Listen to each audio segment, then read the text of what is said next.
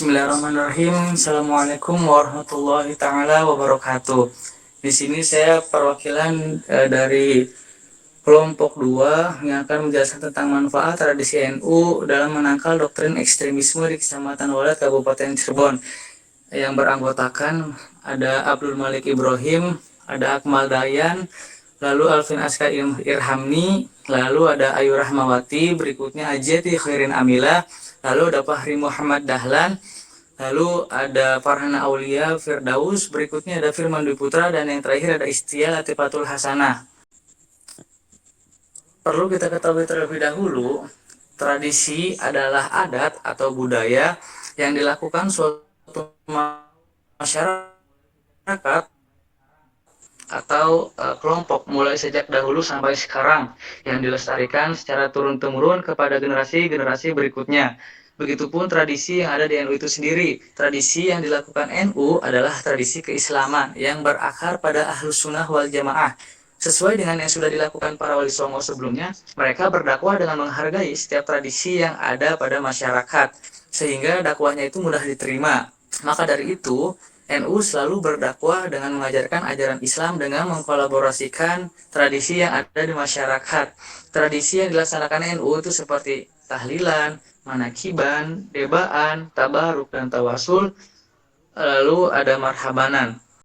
Ada studi kasus di Kecamatan Walet, yaitu terjadinya di kalangan masyarakat Walet hadirnya sekelompok atau golongan orang yang menyebarkan doktrin ekstremisme, atau vulgarnya itu sekelompok ini adalah pecahan dari organisasi HTI yang telah bubar beberapa tahun yang lalu. Memang politiknya sudah bubar, tetapi pergerakannya masih ada hingga saat ini.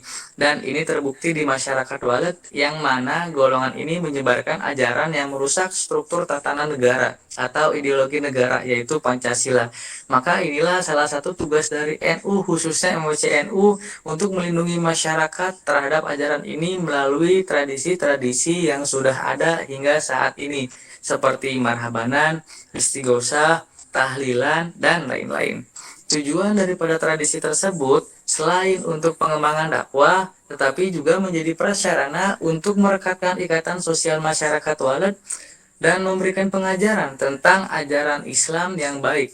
Juga meyakinkan masyarakat bahwa ajaran yang diajarkan kelompok tersebut adalah salah karena ingin mengubah ideologi negara, yaitu Pancasila. Di sini saya akan coba membahas mengenai manajemen konflik.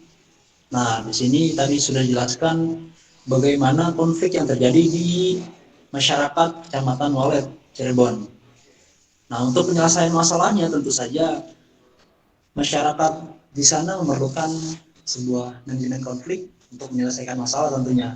Tapi sebelumnya saya akan coba mengulik terlebih dahulu apa itu manajemen konflik menurut para ahli. Yang pertama, di sini Mitchell dan Rahmi menjelaskan bahwa konflik atau pertentangan pada kondisi tertentu mampu mengidentifikasikan sebuah proses pengelolaan lingkungan dan sumber daya yang tidak berjalan secara efektif. Konflik menurut Force dan Wilmot sebagai suatu perjuangan yang dideskripsikan antara sekurang-kurangnya dua pihak yang saling bergantung, yang mempersepsi tujuan-tujuan yang tidak sepadan, imbalan yang langka, dan gangguan dari pihak lain dalam mencapai tujuan mereka. Dari beberapa pengertian tersebut, terdapat kesamaan pengertian, yaitu berkaitan dengan sikap saling beroposisi, halangan dan asumsi dua pihak atau lebih yang berkepentingan atau tujuan yang tidak cocok. Nah, tidak cocokan antar dua pihak yang terlibat konflik terjadi karena kelangkaannya sumber daya, baik berupa dana, promosi, prestise, perbedaan penafsiran ide, ketidaksesuaian sasaran dan tujuan yang ingin dicapai, kemudian kekuasaan maupun bentuk yang mendukung satu pihak menghargai pihak lain memperolehnya. Konflik terkadang tidak hanya harus diterima dengan baik, akan tapi juga harus dikelola agar konflik dapat meningkatkan perubahan, perkembangan organisasi, dan meningkatkan kinerja. Kemudian, Fred Heder dalam Swartstone mengemukakan bahwa manajemen konflik sebagai pembatasan, peringanan atau containment dari suatu masalah dengan memecahkannya. Nah, di sini ada strategi penanganan konflik dan situasi. Yang pertama, kompetisi, yaitu melawan konflik yang terjadi bukan melawan pihaknya, dengan mengedukasi anggota organisasi dan juga masyarakat sekitar bahwa ajaran yang diajarkan kelompok tersebut salah dan berpegang teguh pada pendirian. Kemudian selanjutnya kompromikan, yaitu mencari solusi terbaik menghadapi masalah seperti ini, menggabungkan beberapa pandangan anggota organisasi. Selanjutnya penghindaran atau penolakan. Dalam kasus seperti ini, penolakan merupakan jalan terbaik bagi keberlangsungan masyarakat. Jika dihindarkan akan berakibat fatal nantinya. Adapun cara organisasi MWCNU dalam menghadapi dan mengingatkan masyarakat akan hal ini, yang pertama yaitu dengan cara kompetisi, di mana MWCNU terus mengingatkan, memberikan arahan, terus memberikan motivasi dan pengajaran kepada anggota organisasi dan masyarakat untuk selalu berpegang teguh pada keyakinan yang sudah terbentuk, yaitu keyakinan terhadap ajaran dan tradisi NU, dan juga lebih meningkatkan kecintaan terhadap negara agar tidak mudah didoktrin oleh ajaran yang menyimpang. Kemudian yang kedua, kompromikan, maksudnya adanya komunikasi atau melakukan musyawarah dengan anggota organisasi dan mengumpulkan beberapa pandangan atau solusi untuk menghadapi situasi seperti ini. Kemudian yang terakhir yaitu penghindaran atau penolakan. Dalam hal ini penolakan adalah jalan terbaik yang harus dilakukan, karena apabila hal ini dibiarkan atau dihindarkan, maka kelompok tersebut akan semakin menguasai dan terus menyebarkan ajaran yang menyimpang itu. Pengambilan keputusan organisasi menurut Gibson menjelaskan pengambilan keputusan sebagai proses pemikiran dan pertimbangan yang mendalam yang dihasilkan dalam sebuah keputusan. Pengambilan keputusan merupakan sebuah proses dinamis yang dipengaruhi oleh banyak kekuatan termasuk lingkungan organisasi dan pengetahuan, kecakapan, dan motivasi.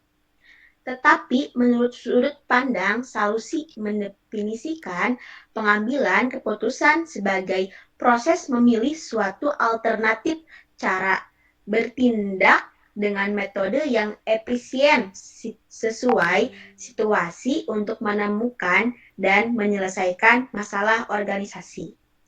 Dari beberapa pengertian tentang pengambilan keputusan yang dikemukakan oleh para ahli, dapat disimpulkan bahwa pengambilan keputusan merupakan proses pemilihan satu alternatif dari beberapa alternatif untuk pemecahan masalah.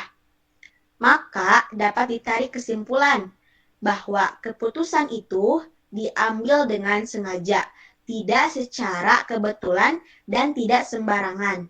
Masalahnya terlebih dahulu harus diketahui dan dirumuskan dengan jelas, sedangkan pemecahannya harus didasarkan pemilihan alternatif terbaik dari alternatif yang ada. Jadi menurut Simon mengatakan bahwa pengambilan keputusan berlangsung melalui 4 tahap, yaitu intelligence, design, choice, dan implementasi. Intelijen adalah pengumpulan informasi yang bertujuan mengidentifikasi permasalahan. Nah, desain adalah tahap perencanaan suatu solusi terhadap masalah. Dan choice adalah tahap mengkaji kelebihan dan kekurangan dari berbagai macam alternatif yang ada dan memilih yang terbaik. Dan implementasi itu sendiri adalah tahap pengembalian keputusan dan melaksanakannya. Nah, proses pengambilan keputusan untuk menghasilkan suatu solusi yang bijak dan tepat tentu memerlukan analisis detail, pemetaan, serta simulasi untuk memperhitungkan berbagai kemungkinan yang bisa saja terjadi. Nah, bagaimana cara terbaik dalam proses pengambilan keputusan? Nah, dalam pengambilan keputusan, hal ini dilakukan oleh seorang manajer atau ketua MWCNU. Nah, jadi ketua harus mempunyai banyak data atau informasi mendukung mengenai kasus ini agar ketika ingin melakukan suatu tindakan atau program sesuai dengan data yang ada. Nah, dalam pengambilan keputusan jangan terlalu emosional karena hal itu akan membuat seseorang tidak fokus dan tidak bisa berpikir secara logis. Jangan mengambil keputusan dalam keadaan sedang marah atau sedih karena hal itu hanya akan menghasilkan keputusan yang tidak rasional. Mintalah pendapat orang lain dengan cara berdiskusi atau bermusyawarah. Meski begitu, seorang ketua tetap harus memiliki kemampuan berpikir dan mempertimbangkan setiap masukan, mana yang paling baik dan memungkinkan untuk dicoba, sehingga bisa mengambil keputusan terbaik. Solusi atau pengambilan keputusan yang dilakukan yaitu lebih menekankan terhadap tradisi NU yang ada atau sudah menjadi rutinitas di masyarakat, supaya lebih aktif dan lebih sering mengadakan kegiatan yang tujuannya agar masyarakat keyakinannya tidak goyah dan tetap berpegang terhadap ajaran NU itu sendiri.